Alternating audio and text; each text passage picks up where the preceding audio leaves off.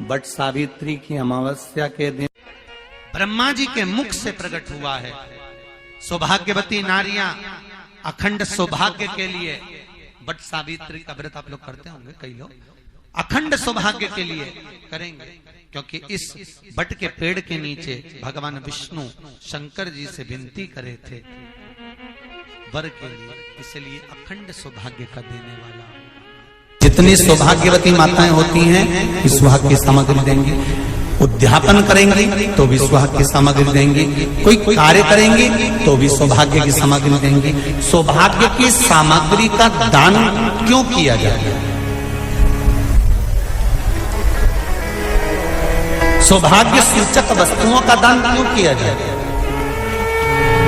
सौभाग्य की वस्तुएं क्यों प्रदान करी जाती है, क्यों दी जाती है?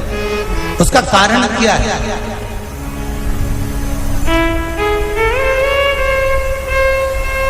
क्यों देते हैं? महाराज, भारत की भूमि की सौभाग्यवती माताओं का एक मन की अभिलाषा रहती है, भारत की भूमि की माताओं की एक अभिलाषा रहती है कि जब उसके प्राण छूटे तो अखंड सौभाग्य धारण करके पति के कंधे पर और पुत्र के कंधे पर शमशान कर।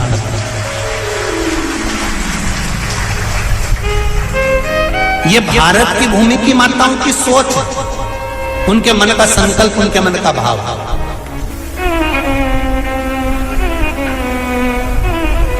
क्यों देते हैं चूड़ी का दान, क्यों देते हैं बिंदी का दान, क्यों देते हैं अखंड सौभाग्य का दान?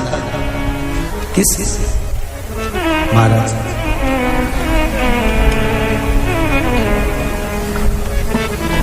मेरे हाथों में भर भर के चूड़ी रहे, मेरे हाथों में भर भर के चूड़ी, और मैया कोई कामना मेरे मस्तक पे चमकती चूनर रहे, मेरे मस्तक पे चमकती चूनर रहे, और मैया कोई कामना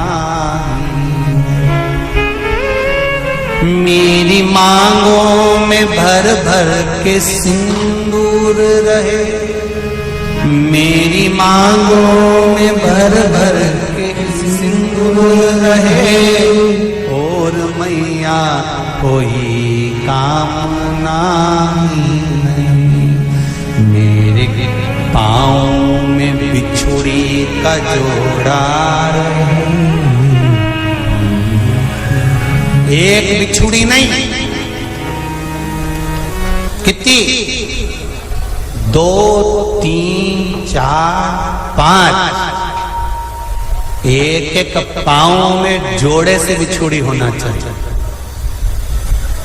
केवल एक नहीं, सिंगल नहीं। वो तो आजकल का फैशन हो गया महाराज, जो केवल एक बिछुड़ी धारण कर लो उसी में फैशन दिखे।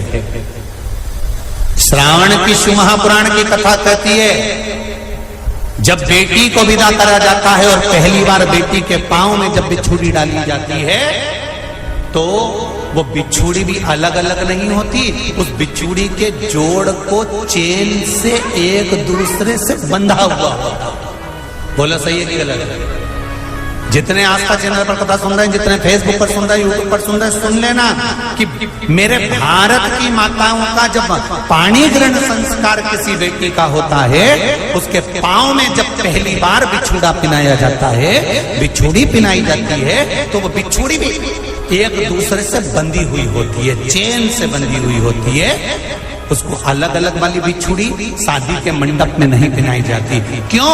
जैसे ये बिछुड़ी एक दूसरे से पांव में बंधी हुई है, तुम्हारी जिंदगी अंतिम श्वास तक ऐसी ही बंधी की बंधी है, यही बनना चाहिए।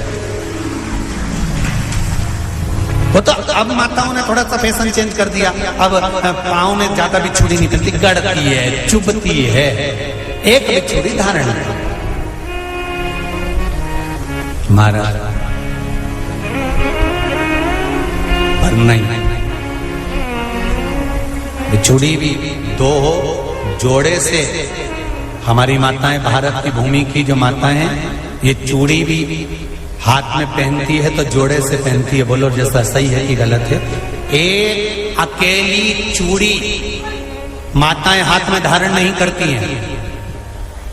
अगर भारत की भूमि की संस्कारित माताएं हैं और भारत की भूमि की सभ्यता और संस्कृति को जानती है तो अकेली चूड़ी नहीं, जोड़े की चूड़ी पहनेगी। 2 चूड़ा डालेगी, 4 डालेगी, 12 डालेगी, पर सिंगल नहीं, अकेले।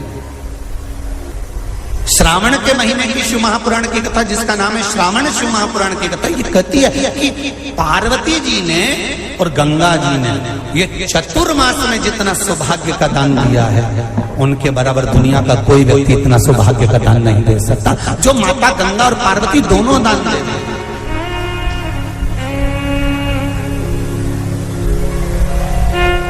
प्रतिदिन दे रहे हैं। और अब तो फैशन आ गया, तुम लोग जो सौभाग्य का दान देते हो प्लास्टिक की डलिया में देते हो। पर एक एक पुराण को उठा कर देख लेना, एक एक उद्यापन को उठा कर देख लेना। जितनी तुम कथा तुम्हारे घर में छोटी छोटी कथाओं की पोथियां पड़ी हो, उनको उठा कर देख लेना। उसमें नहीं लिखा कि प्लास्टिक की डलिया में सौभाग्य की वस्तु का दान दिया जाता है। उसमें लिखा है बांस की पिटारी में, बांस की डलिया में सौभाग्य की वस्तुओं का दान दिया गया। क्यों? क्योंकि बांस वंश की वृद्धि करता है, बांस सौभाग्य की वृद्धि करता है, और बांस अखंड सौभाग्य। जैसे बांस का पौधा बढ़ते चले जाता है, बढ़ते चले जाता है, उसी तरह बांस की डलिया में जब दान दिया जाता है, बांस की टोकनी में जब दान दिया जाता है, तो ये भाव रखा जाता है कि तुम्हारा सौभाग्य ऐसे ही बढ़ता रहे। पर अब थोड़ा सा फैशन चेंज हो गया तो प्लास्टिक की डलिया, पर प्लास्टिक की नहीं। बट सावित्री की अमावस्या के 16 श्रृंगार में नारी के हाथ की चूड़ी का कलर अलग हो सकता है, चूड़ी की डिजाइन अलग हो सकती है, चूड़ी अलग हो सकती है, चूड़ी महंगी सस्ती हो सकती है, मंगलसूत्र की कीमत ऊंची नीची हो सकती है, पांव की बिछुड़ी की कीमत ऊंची नीची हो सकती है, कान के कुंडल की कीमत ऊंची नीची हो सकती है। तुम्हारे शरीर पर जितने जितने 16 श्रृंगार हैं उसकी कीमत ऊंची नीची हो सकती है। केवल मंगलसूत्र की डिजाइन बदल सकती है, नाक की लौंग की डिजाइन बदल सकती है, कान के बुंदे की डिजाइन बदल सकती है, हाथ की चूड़ी की डिजाइन बदल सकती है, पांव की पायल की डिजाइन बदल सकती है। केवल नारी के 16 श्रृंगार में एक श्रृंगार ऐसा है जिसकी कीमत जो पहले थी वही कीमत आज तक है, और उसकी डिजाइन आज तक नहीं बदली। वो मांग का सिंदूर है, एक जैसी डिजाइन है और एक जैसी कीमत है। सारे श्रृंगार की कीमत अलग, पर मांग में जो सिंदूर डाला जाता है वो एक कीमत का होता है, एक डिजाइन का होता है और एक जैसा होता है, और वो सबसे भारी होता है। सावित्री यमराज से कह रही है मेरे पति को छोड़ दो। यमराज कह रहा है सावित्री तेरा पति मर चुका है, मांग के सिंदूर को पोंछ दे। सावित्री कहती है पूरा श्रृंगार उतार दूंगी पर मांग का सिंदूर नहीं पूछने दूंगी। तब यमराज ने कहा जब तक तू मेरे मांग का, अपनी मांग का सिंदूर नहीं उतारती तब तक तू मेरे पास नहीं आ सकती। भगवान यमराज से सावित्री ने कह दिया मैं भी तुझे वचन देती हूं यमराज, मेरी मांग में जब तक सिंदूर है, जैसे सीता ने लाइन, लक्ष्मण जी ने लाइन खींच दी थी और सीता पार नहीं जा सकती थी, मैं भी तुझे वचन देती हूं जब तक नारी की मांग में सिंदूर है तब तक तू उसके पति को उसके सामने लेकर नहीं जा सकता। यह भी मैं तुझे कह देती हूं। यमराज भैंसे पर सवार होकर सत्यवान को लेकर जा रहा था, सावित्री से वचन पर वचन चल रहे थे, अड़ के पेड़ के नीचे छोड़कर आए। क्या चाहिए तुझको, क्या चाहिए तुझको, क्या दूं मैं तुझको, कुछ मांग ले मुझसे।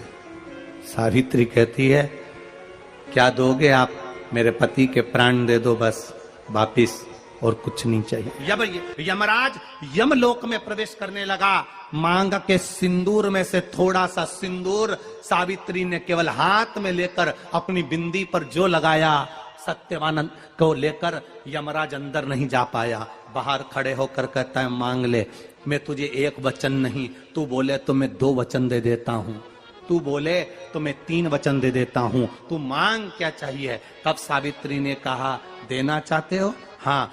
अब यमराज को लगा कि लालच में पड़ गई सावित्री। तब कहा पहला वचन दीजिए, मेरे अंधे सास ससुर के नेत्र वापिस आ जाएं। यमराज ने कहा तथास्तु।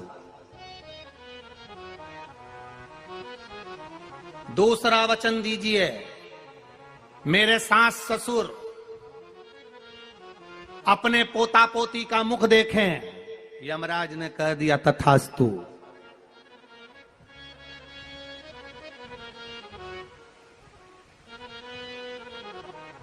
जाओ। यमराज जाने लगे, फिर आग जलने लगी। कहने लगे अब मैं अंदर क्यों नहीं जा पा रहा हूं। सावित्री कहती है तुमने वर दिया है, मेरे सास ससुर पोता पोती का मुख देखें, उनके बेटे को तुम ले जाओगे तो पोता पोती कहां से होगा, छोड़कर जाओ। सावित्री है, पति को वापिस लेकर आ गए।